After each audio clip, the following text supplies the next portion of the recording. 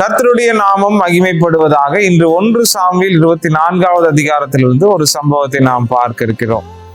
அது என்னவென்று சொன்னால், சவுல் தாவீதை தேடி வனாந்திரத்துக்கு போகின்றார். அங்கே தாவீதை தேடி ஒரு 3000 பேரை கூட்டிட்டு சவுல் போறாரு.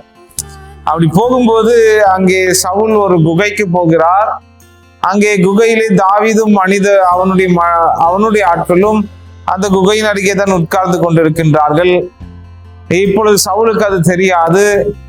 இப்ப உடனே தாவீதினுடைய மனிதர் சொல்றாங்க, இப்போதானா கர்த்தர் உனக்கு ராஜ்யத்தை கொடுத்து உன்னை இஸ்ரவேல்ல உயர்த்த போறாரு அவர் சொன்னாரே, அந்த நாள் இதுதானா தாவீதே அப்படின்னு சொல்லி தாவீதினுடைய மனிதர் சொல்றாரு. ஆனா தாவீது கொஞ்சம் கூட அவர் என்ன செய்யல என்று சொன்னால் சலனப்படவில்லை. அதுக்கு அப்படியே ஓ இதுவா அப்படின்னு ஒரு பதட்டம் ஆகவில்லை. மாறாக அவர் என்ன செய்கின்றார், சவுலை அந்த இடத்துல கொன்று போட்டு சவுலின் ராஜ்யத்தை அவர் பிடித்திருக்க முடியும். ஏற்கனவே தாவீது அபிஷேகம் பண்ணப்பட்டவராயிருக்கின்றார். ஆகவே நிச்சயமாக தாவீது நினைத்திருக்கலாம், தேவன் சவுலை என்னுடைய கரத்திலே கொடுத்து விட்டார் என்றும், ராஜ்யத்தை என்னுடைய கரத்திலே கொடுத்து விட்டார் என்றும், மற்ற அநேக காரியங்களை நினைத்து தாவீது சவுலை கொன்றிருக்கலாம் அந்த நேரத்தில். ஆனா தாவீது போய் அந்த சவுலுடைய வஸ்திரத்தின் தொங்கலை அப்படியே கட் பண்ணிட்டு வந்துறாரு. ஏன்னா அது ஒரு ஆதாரம். நீ கர்த்தர் உன்னை என்னிடத்துல கொடுத்தார், நான் உன்னை கொண்டிருக்க கூடும், ஆனால் நான் செய்யவில்லை என்று சொல்வதற்கான ஒரு ஆதாரமாக அதை செய்யறார். ஆனா சவுலினுடைய மனிதர் 3000 பேர் இருக்கிறாங்க. சவுலும் இருக்கின்றான். ஆனால் சவுலை நிச்சயமாகவே தாவீது கொண்டிருந்தால் என்ன ஆகியிருக்கும், அந்த 3000 பேரும் சவுல் தாவீது பின்னாடி வந்திருப்பாங்க. சோ சிச்சுவேஷன் இதுதான். நம்மளுடைய பார்வையில பார்க்கும் போது சிச்சுவேஷன் இதுதான் போயிட்டு இருக்கு, ரொம்ப கிளியரா இருக்கு.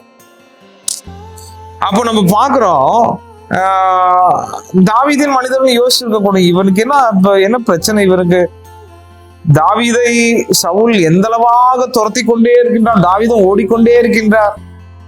நிச்சயமாக இந்த ஆப்பர்ச்சுனிட்டி, இந்த ஒரு சந்தர்ப்பத்தை தாவீது பயன்படுத்திக்கலாமே அப்படின்னு நிச்சயமாக நாம இருந்ததா கூட, என்ன தாவீதே இப்படி ஆகி போச்சுது, உன்னுடைய கரத்துல பாரு சவுலே இருக்கிறாரு, அதை கொன்று போட்டா நீதான ராஜா, அதுக்கப்புறம் உனக்கு எதிராக வரப்போறவன் யாரு அப்படின்னு சொல்லியிருக்கலாம். ஆனா தாவீது அந்த சிச்சுவேஷனை எப்படி ஹேண்டில் பண்றாருன்னு பாருங்களேன். ரொம்ப பியூட்டிஃபுல்லா அந்த சிச்சுவேஷன் ஹேண்டில் பண்ற. என்ன அப்படின்னா, எந்த ஒரு பதட்டமும் அவர் அடையவில்லை. ஏனென்றால் தாவீதுக்கு தெரியும், கர்த்தர் தன்னை ராஜாவாக அபிஷேகம் பண்ணி இருக்கிறார். ஆகவே கர்த்தர் என்னை ராஜாவாக அபிஷேகம் பண்ணி இருக்கிறது நிமித்தம் நிச்சயமாகவே ஒரு நாளில் நான் ராஜாவாக மாறப்போகிறேன். ஆகவே என்னை அபிஷேகம் பண்ணின கர்த்தர் தானே இந்த சவுலையும் அபிஷேகம் பண்ணியிருக்கிறார். ஆகவே தேவனாக சவுலை ராஜ்யபாரத்திலிருந்து நீக்கினால் ஒழிய அந்த ராஜ்யத்துக்கு என்னால போக முடியாதுங்கிறது தெளிவா இருக்கிறாரு தாவீது. ஏன்னா நானா கொண்டு போயிட்டேன், நானாக சவுலை கொன்று விட்டால் என்ன ஆகும், சவுலை கொன்றது நிமித்தம் நான் ராஜாவாக மாறி இருக்கின்றேன் என்பதாக மாறும், சூழ்நிலைகள் மாறும். ஆனால் அது அல்ல தேவனுடைய திட்டம் என்பதை தெளிவாக புரிந்திருந்தது தாவீது. ஏன்னா கடைசியில் என்ன சொல்லிருக்காங்க, நான் இந்த ராஜ்யத்தை பெற்றுக்கொண்டேன், சவுலை கொன்று நான் இந்த ராஜ்யத்தை, இல்ல அப்படி அல்ல. ஜஸ்ட் இந்த டேவிட் என்ன செய்கிறார் என்று சொன்னால், he was totally relying on the will of God. கர்த்தருடைய சித்தத்தின் மேல் முழுமையாக அவர் சார்ந்து கொள்ளுகிறார். கர்த்தருடைய நேரத்துக்காக காத்திருக்கின்றார். சோ டைம் தான் ரொம்ப முக்கியம். அநேக வேளையில் இப்படிப்பட்ட சூழ்நிலைகள் வரும்போது நம்முடைய வாழ்க்கையில நாம் எப்படி செயல்படுறோங்கிறது ரொம்ப ரொம்ப முக்கியம். சூழ்நிலைகளை நாம் இப்படி எல்லாம் வந்துடும், நம்ம ஒரு பதட்டத்துல இதுதான் நான் செய்யக்கூடும், என்னால் நடக்க முடியும், நான் இதை மாற்றி அமைக்க முடியும், நான் இதை செய்து அப்படி அடுத்த லெவலுக்கு போறோம், நிறைய நம்ம திட்டமிட்டு நம்ம செயல்படுறோம். ஆனா கர்த்தருடைய சித்தத்தை நாம் மறந்து போய் விடுவோம். ஆனா இங்க எவ்வளவு பியூட்டிஃபுல்லா பாருங்க, தாவீதுக்கு நல்லா தெரியும், இப்போ நம்ம சவுலை விட்டுட்டோம்னா மறுபடியும் நான் சவுல் என்ன துரத்தி வருவான், மறுபடியும் நான் ஓடணும்.